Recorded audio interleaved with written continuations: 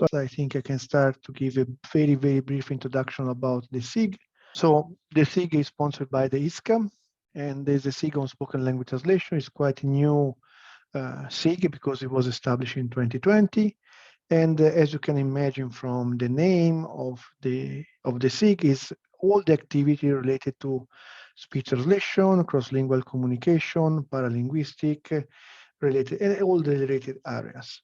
The purposes of the SIG are multiple. So first of all, we want to try to create a community where we can exchange news on recent research or any information related to spoken language translation. And in particular, one of the main activity of this SIG is to sponsor the International Conference Spoken Language Translation at WSLT. And of course, we have the goal. One of the goals is also to share also resources in terms of code, data. And these SIG seminars is one of these activities, where here the goal is to give the possibility to everyone, with particular attention to young researchers, to present their research activity. And I think this is a nice way to let the other participant or expert in the field to know your work and to know you. The chair of this organization is Professor Satoshi Nakamura from Nara Institute of Science and Technology in Japan. I am the secretary. So, well, there is nothing more to say on this side, apart that the SIG is a sponsorship somehow. The several organizations. Last year sponsor is not the right. We support. We organized the BSLT, and this year is the same. That will be in Dublin. So, of course, we are always looking for new speakers. So if you are interested, please don't hesitate to send me an email, and there will be for sure a slot in the next month for present your work. And I really encourage younger researchers because I think it's a very informal occasion. So you see, they're not a big problem to present, and I think it can be a good occasion for let others know your work and your face now that in particular most of the conferences are virtual. So I stop talking. I leave the floor to Elizabeth Salieski from Johns Hopkins University, who will moderate this seminar. Thanks, everyone, and enjoy the presentation. Perfect. All right. Well, welcome everybody to the next SIG SLT lecture. Today, we're very lucky to have Marco Gaido talking about his thesis work on end-to-end speech translation, with a particular eye here to named entities and other considerations for translating particular input correctly. So I'll give him the floor in a second. We'll have a Q&A at the end, but if you have a question throughout, please feel free to drop it in the chat. If it's something that you really want to have answered before we continue on, we'll try to pause at a good moment and address it. And yeah, so with that, Marco, the floor is yours. Thanks, Elizabeth. Yeah, I hope I shared the screen again in the right way. Okay, that's good. First step is done. Okay, so thanks everybody.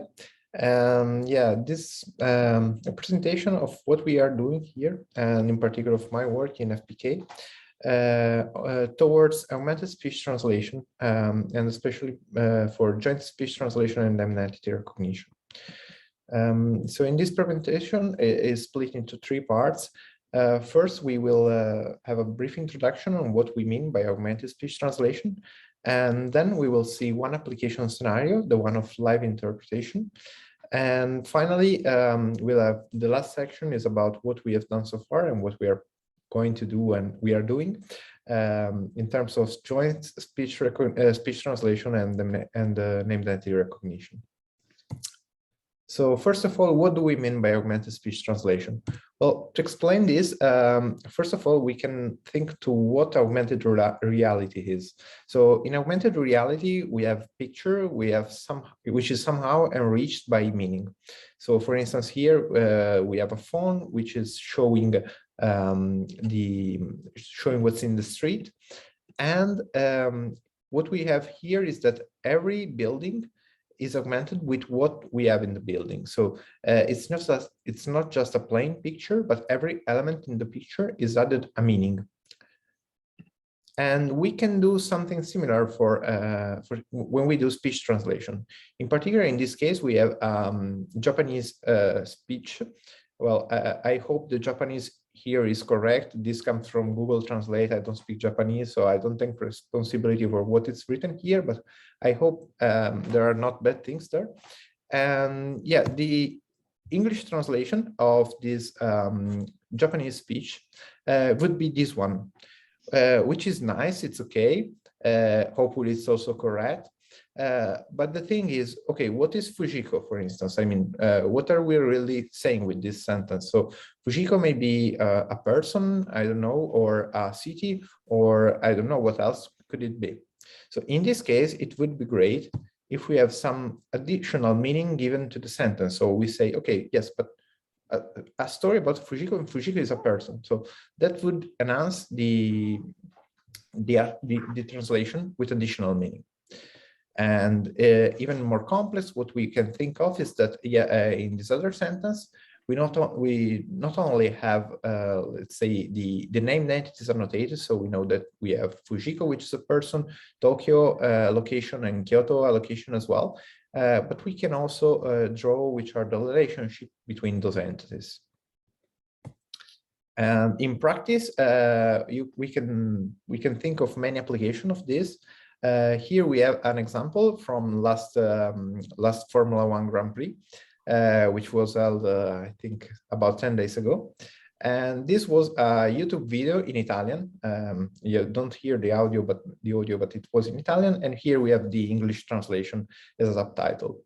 And yeah, okay, so here from the image, we kind of have some hints.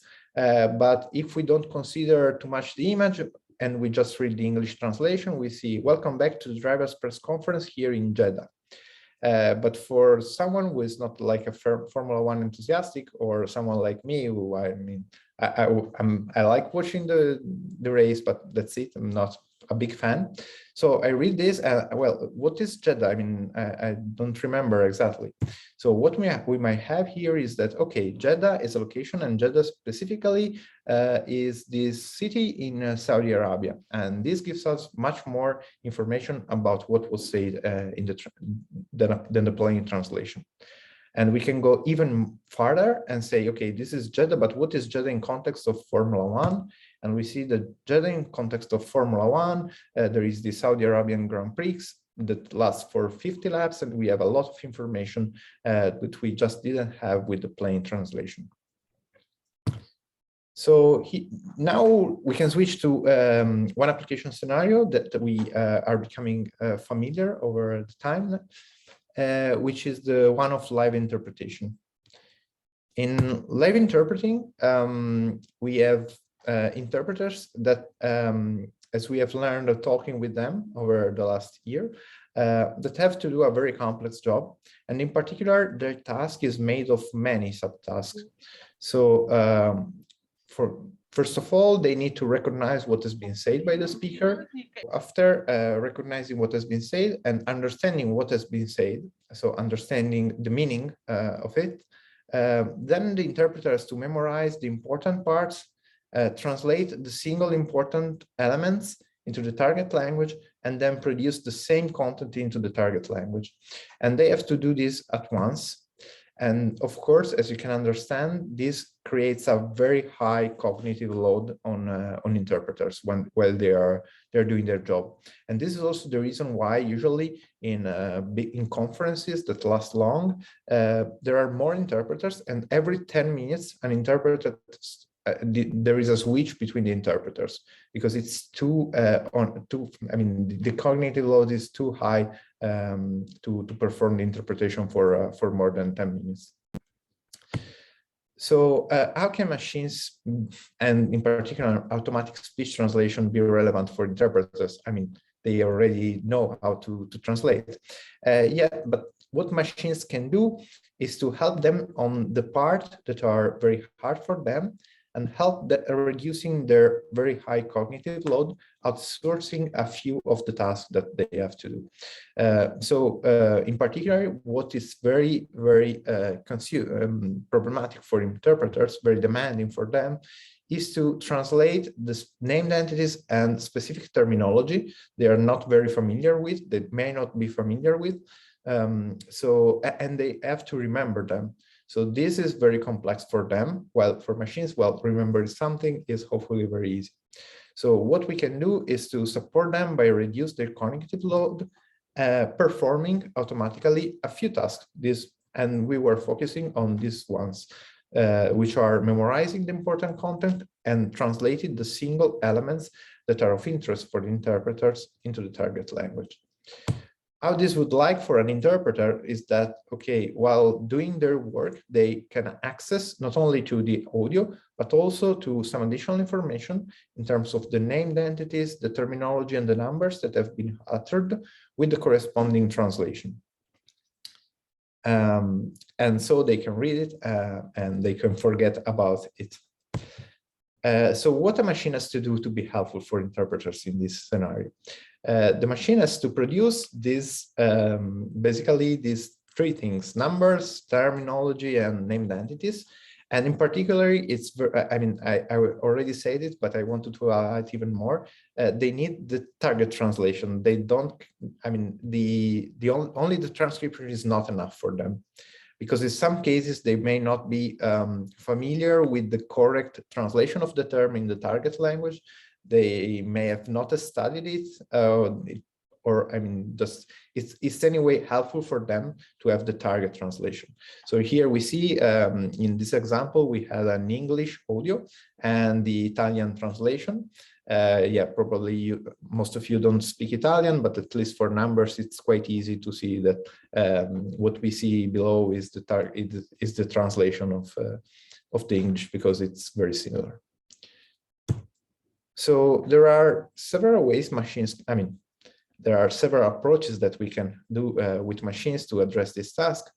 And in particular, we can divide into the cascade and direct approach. The cascade case, we have different tasks that are performed one after the other by specific dedicated modules. While in the direct case, we have a single model that takes care of doing everything in one shot. So how can we address the problem with the cascade approach? The cascade approach, we first can have an automatic speech recognition model that creates the transcript from the audio content. Then we have a named entity recognition system that recognizes what is a named entity, what is a terminal, what is a term, and what is a number, and isolates them from the rest of the translation of the transcription, sorry. And then we can have a third module that translates the single recognized elements. And yeah, so we can have an example of this. We are assuming that the audio is in Spanish. We have this sentence, "Hola, mi nombre es Marco y vivo en Italia." And this is the Spanish content of and the Spanish audio is transcribed like this. Then we have the recognition of named entities, terminology, and numbers. And in this case, we will highlight that Marco is a named entity and Italia is a named entity as well.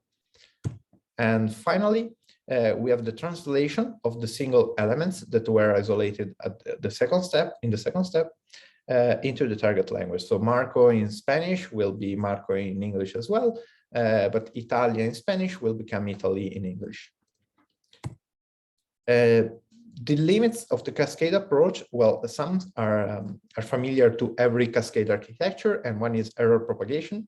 So if we have a transcription error, and for instance, I don't know, Marco has been replaced by Marmol, the other steps of the cascade can't recover from the error. So once there is an error in every single item of this cascade, well, the error is propagated to the other modules.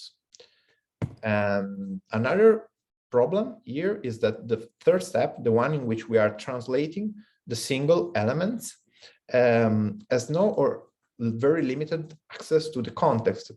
Indeed, if we are just recognizing the elements and we just translate element by element, so in this case, homographs are very hard to disambiguate, and we see two different sentences that may have a very different, and the same word may have a very different meaning. Finally, cascade approach rely basically on custom dictionaries to do the translation, or on curated knowledge bases. And this, of course, is a lot of manual effort for the interpreter. And it's also limited to what the interpreter has studied and what the interpreter has prepared for the session. In the direct approach instead, well, it's much easier on the from a high-level perspective, because we have the transcription and we'll generate the we have the audio and we generate the translation, the transcription with already by already recognizing the elements, put it into the translation, the transcription, and extracting them. So we have from the audio directly to the entities, both in the source and target language. Marcos. So here in the direct approach, from a high-level perspective, it's much easier. We feed the audio and we get the translation in target language for the terms and the named entities. The advantages are that there is no error propagation, because all the three tasks are jointly done. So they can cooperate between each other. Yeah, and that in all subtasks, there is access to the whole information. So the example that we made before with the BAT, well, while translating, we are translating as well. In the same moment, we are recognizing things. In the same moment, we are recognizing what's in the audio. So the word "but" can be easily disambiguated using the context. And yeah, also we have an easier architecture because we have only one component doing the whole job. And potentially we have lower latency because, again, we don't need to go through many models, but only one. The problems are that, well, a single model performing many tasks together may be very complex, or and this may lead also to bad performance or good, we don't know. And the other problem is that finding corpora data for the end-to-end task is very hard. So in this case, we would need audio paired with translation with with the output tagged for named entities. So it's already hard to find the data with the audio and the corresponding translation into another language.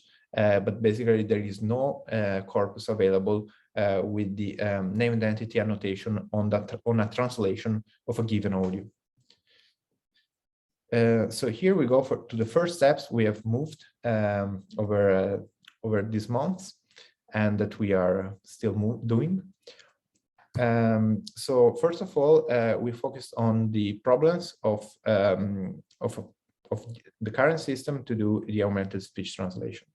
So first of all, we can notice that neural models struggle with rare words. So usually they are not very good when it comes to rare words. And the bad thing is that named entities are often rare words, and also some specific terminology belongs to this category. And here we have an example taken for using Google Translation, where the very famous book Moby Dick was not always translated very well. Yeah. And here we have the example of the translation into Hungarian and Greek. Another problem is that translation quality metrics are not sensitive to named entity errors.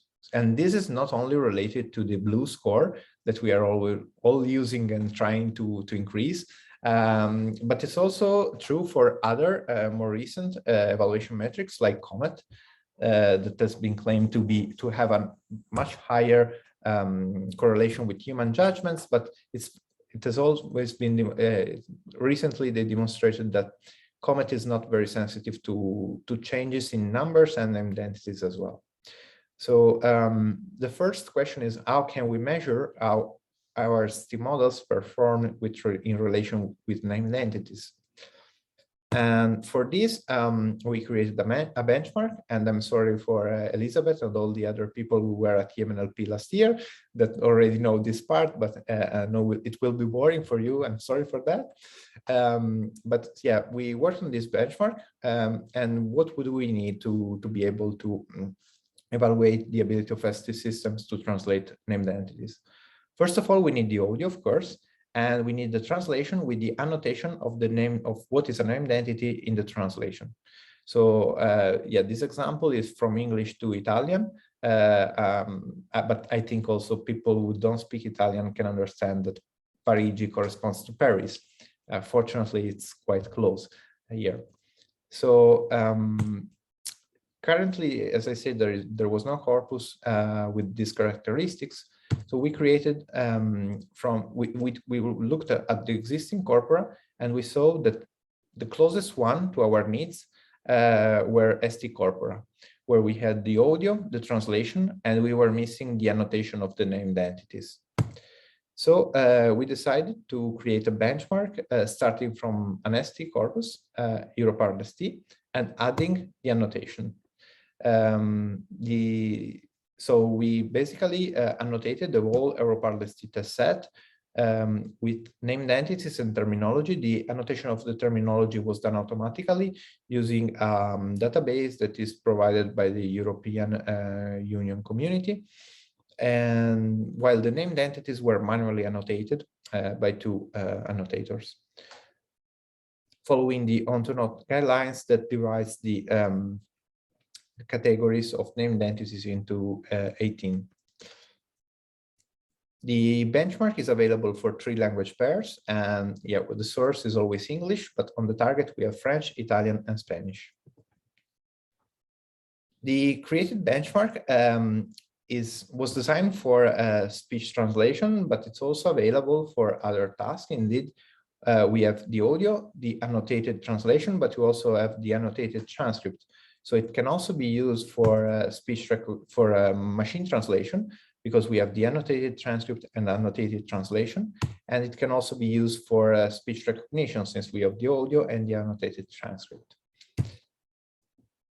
From our preliminary experiments, we saw that named entities are harder than terminology for our systems, and in particular,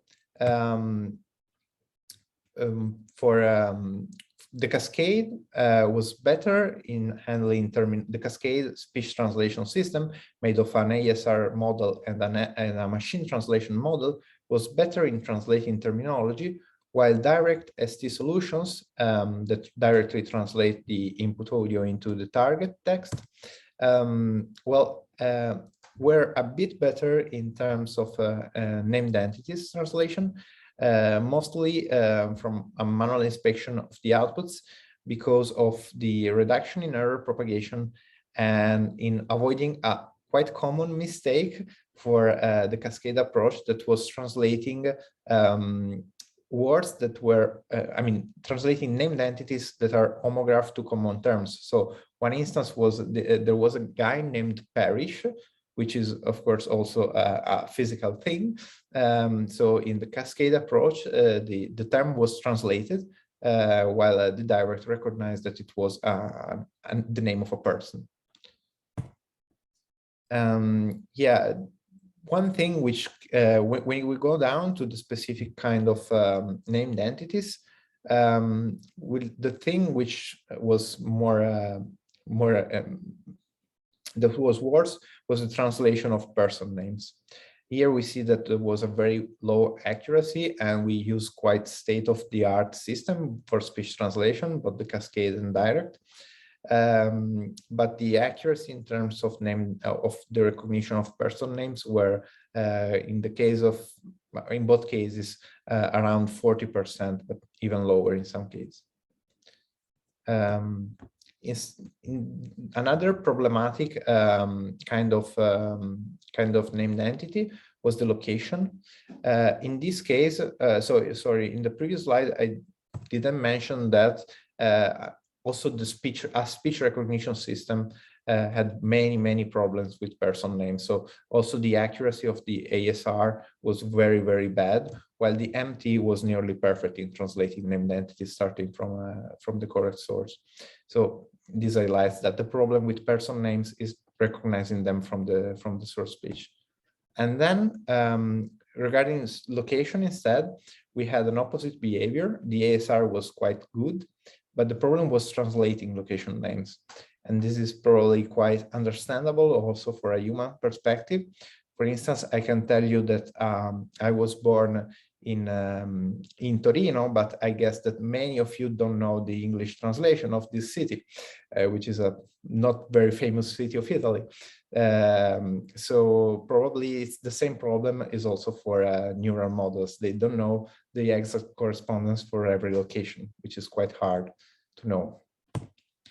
And so we learned that named entities are harder to translate than terminology. So probably they are the most painful part for our systems. And person names in particular, they are terrific for both speech translation and speech recognition models, while location names are hard to be translated, so they are complex for MT and speech translation. So what do we need to go ahead? First of all, I think we can reiterate the importance of a multi-phase evaluation of ST systems that is targeted on the real needs of users, because basing our decisions only on blue score or on other metrics like these might not be enough to have a correct understanding of the behavior of our system. And then we need a deeper analysis to understand why exactly our models are not good in dealing with some specific kind of named entity, and what is the exact problem in order to understand how to address them.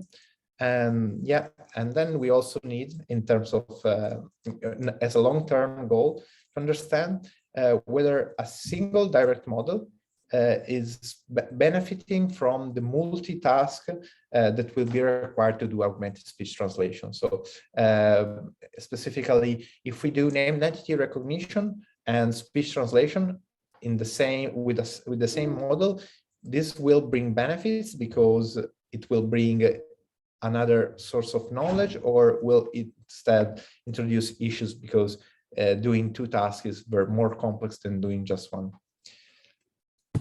So probably a few of these questions are partly being addressed by our current and ongoing work, and many more are part of the future challenges that are going ahead us, and not only us probably. First of all, we are studying what are the factors that are causing our models to fail or to succeed. So why person names are harder than other named entities, and in particular, which names are hard to translate, which are the names that a model struggle to translate. So for instance, one idea might be related to the accent of the speaker. I'm sure my English accent is quite bad. Probably there are worse ones, but mine is already quite bad. But of course, the way I pronounce an English name is bad, but probably the way I pronounce a German name is even worse. And probably the way I pronounce a Japanese name would be even worse than the one I pronounce a German name.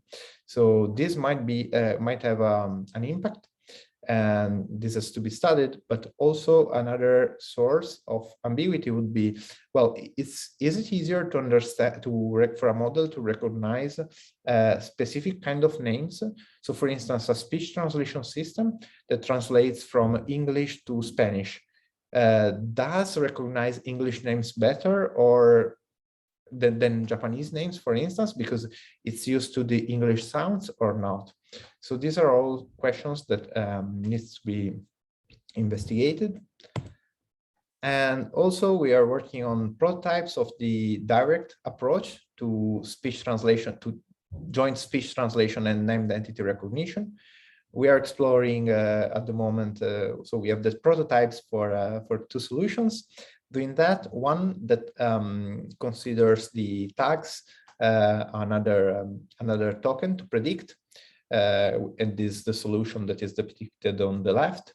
While on the right of the slide, we have another approach in which we have the translation on one side, and on the other side, the corresponding named entity annotation. Yeah, another challenge will be to integrate external knowledge into ST models, because it's unrealistic to think that our models will be able to translate, for instance, any kind of city in the world which is possible, or any kind of domain that comes out. So another challenging thing will be to add external knowledge.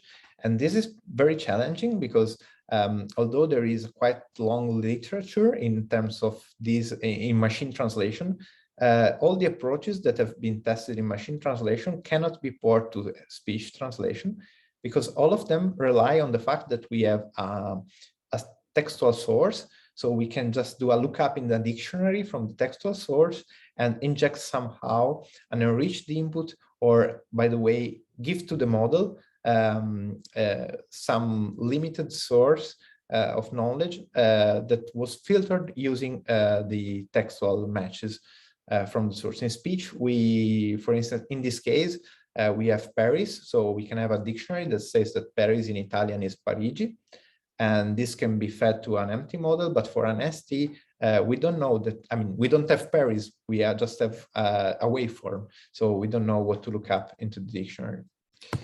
And yeah, another, so probably related to these, we have the problem of facing new unseen entities. So all the entities that were not seen at training time, how do we deal with them? And also this is related to how hard it is to find a speech translation corpus, speech translation data, especially for low resource languages and for specific domains. So other challenges would be to exploit other source of data to improve the way model behaves in front of new and unseen entities. So we might try to exploit large monolingual corpora or raw audio without transcription or any kind of other textual reference, and maybe very, very, very small focused data set with the recording of an interpretation. Because in the use case of interpreters, well, if they have to prepare for a specific session, on a specific topic, probably they already have done this before. So probably they have a very few recordings of previous conferences on the same topic. And yeah, these are challenges, but we are sure that many more will also arise in the future. And for instance, one we foresee is that among with the named entity recognition, there is also the named entity disambiguation problem.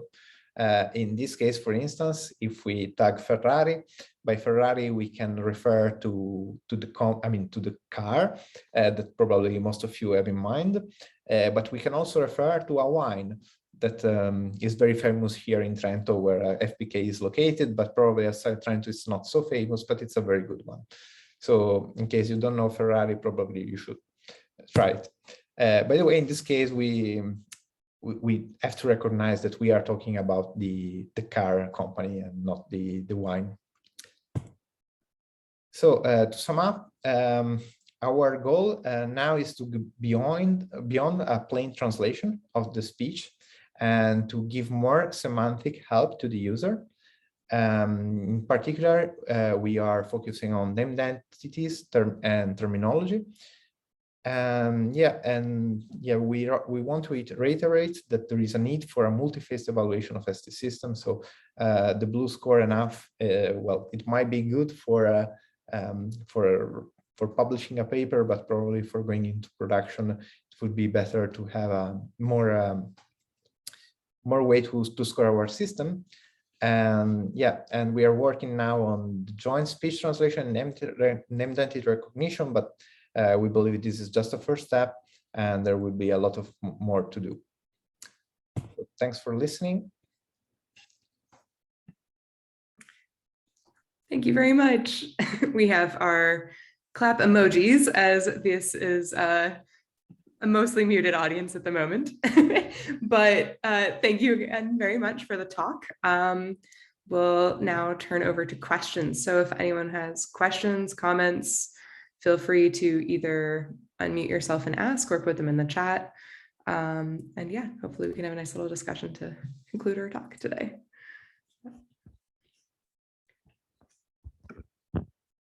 While we wait for, Kevin is raising his hand. Would you like to unmute and ask your question? Sure. Hi, this is a very fascinating talk. Thanks. So I have a question more about human-computer interaction part. So when you talk about the human interpreters and trying to help them, I'm wondering first of all, these days, do they have some kind of device in front of them when they're doing their job where they get visual inputs or take notes? I guess the second part of the question is, what do you think is the best way to present these information to them in real time? I know it's probably a little bit outside of the area, but I'm just curious if you have any thoughts on this.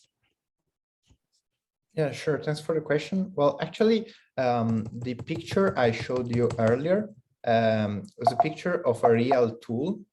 So it was not a fake one. And this is a real interpretation session that was carried out. Well, actually, this was a demo, but for a tool that is used by interpreters. So this is more or less how it looks like. So the interpreter can hear the audio, and it is presented with the terms and the entities that come up as soon as the system is able to recognize them and to provide them to the interpreter. So the interpreter can decide whether to look at them or not. I mean, probably in some cases they are fine. I mean, the interpreter doesn't need them, but sometimes it's hard. So it looks at the terms. And yeah, so this is more or less how this is presented to the interpreters. And in most of the cases, as far as I understood from them, yeah, they are in front of a terminal or of something that of a device they use. Also because they prepare the session, creating dictionaries for words that are hard for them. So they are already used to have a device that they use to look up in the dictionary, thing that they are doing manually now. So in case currently many interpreters, they were doing, they were hearing a word, they didn't remember the correct translation, so they were typing to look up into their dictionary, hoping that they included it. So yeah, I think the answer to the device is yes, and this is an idea of how it looks like what they see.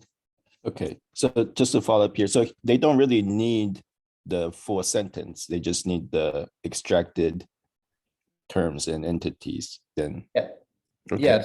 Yes, for live interpretation, they do not need the full translation, they just need the isolated terms and named entities.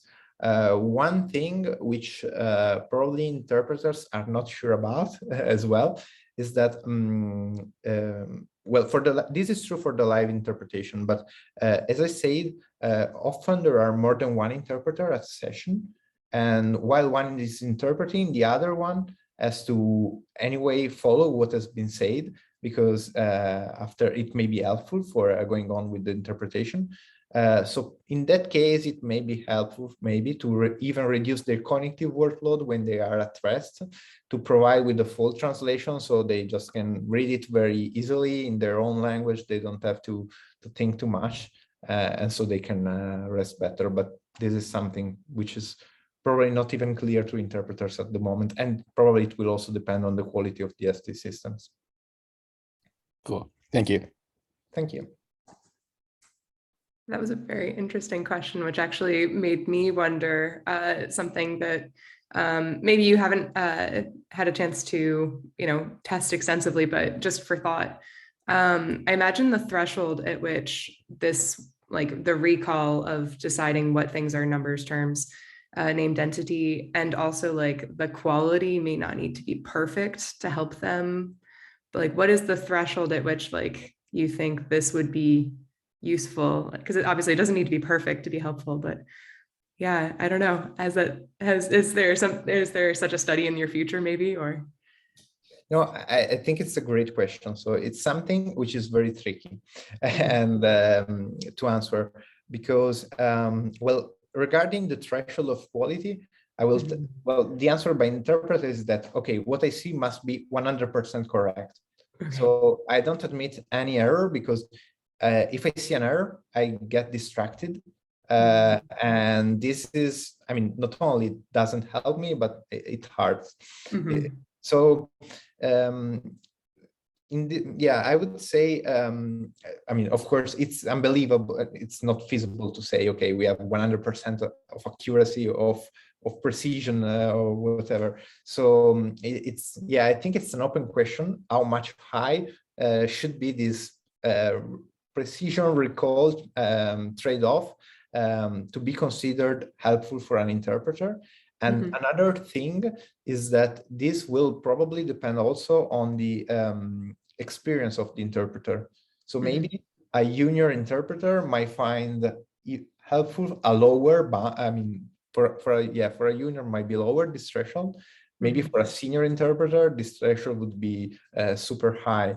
So that's, I think, a good question. I know I didn't give a real answer, but that's it. I think that was a very helpful answer, given that you haven't yet necessarily done this study. But it's interesting to think that, like, for this specific task, the bar is probably very different and very personal. I think we have one hand up as well. Evgeny, do you want to unmute and ask your question? Yes, hi, thanks for a very interesting talk. So my question is kind of two parts. So first, I noticed that basically the main problem is speech recognition for a lot of these named entities, that basically already there you could do something without even considering the translation task. And as far as I know, with the previous generation of ASR, which is still actually active, especially in the industry, you basically solve this problem by adding words to the lexicon, maybe using a different or adapted language model to a certain task at hand. Now, I was going to ask you, how do you envision doing that if you have this task of direct speech translation, where obviously using a neural sequence-to-sequence model for the case, let's say, where you know in advance roughly what are the named entities which are of interest, so which will appear roughly in the talk or in some other audio. Yeah. So regarding the ASR question, it's true that many of them may be covered by ASR. For instance, person names. Most of the times the ASR is enough. There are cases in which also the names are translated. For instance, in the benchmark we created, I remember the name Gaddafi was translated in a different way in French and in Italian and in English. I mean, it was different. So there are a few cases for that, but for person names, it's true what you say. I think for the translation part, one of the trickiest elements is numbers, because the way numbers are said by humans really depends on the language. For instance, in English, we say 3 billion, while in Spanish they say 3,000 million, let's say. So this of numbers, as far as I know, was a big problem for the, let's say, for the traditional ASR systems, because it was hard to understand. Also, for instance, for years, when there is an English speaker, probably will say 2022, not 2022. So I think this was one very problematic part for traditional ASR. And also person names were actually not handled very well, as far as I know. So in theory, of course, everything you said is true, but there are some tricky elements for all the ASR systems, traditional ASR system as well. And sorry, I don't remember the other part of the question. May you repeat it, please? Yeah, so basically, if you have a neural system now, let's say in a limited scope task where you are given, let's say, a list of maybe 20, 50 entities which are going to appear in the talk that you're recognizing and translating, how would you work with this list? How would you try to incorporate this list? Do you have any idea? Yeah. Well, this is something we have to work on. I don't have an idea right now, but yeah, this is some of the future direction that we need to go through. Okay, thanks. Thank you.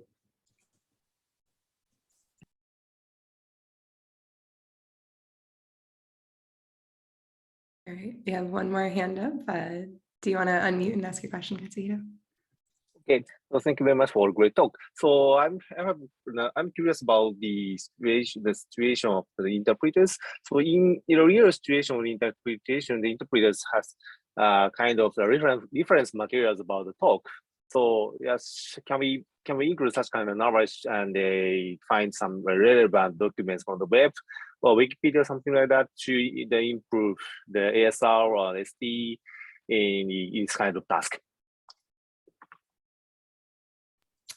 Yeah, thanks. Yeah, you're right. They collect all this information, and yeah, it's what we are working on, trying to use this data they are collecting to improve our models. Yeah, this is what we are trying to do right now. We don't have yet results to show, but yeah, we are working on that. Okay, so in the online situation, the preparing some relevant information is really important.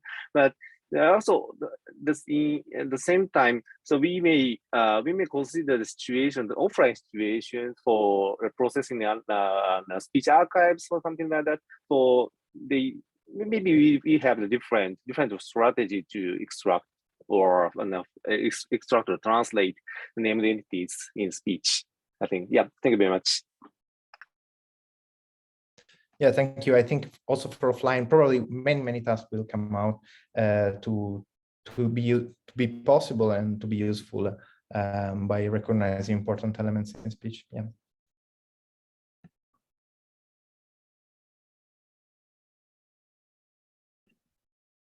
Maybe one last question, if anyone has one.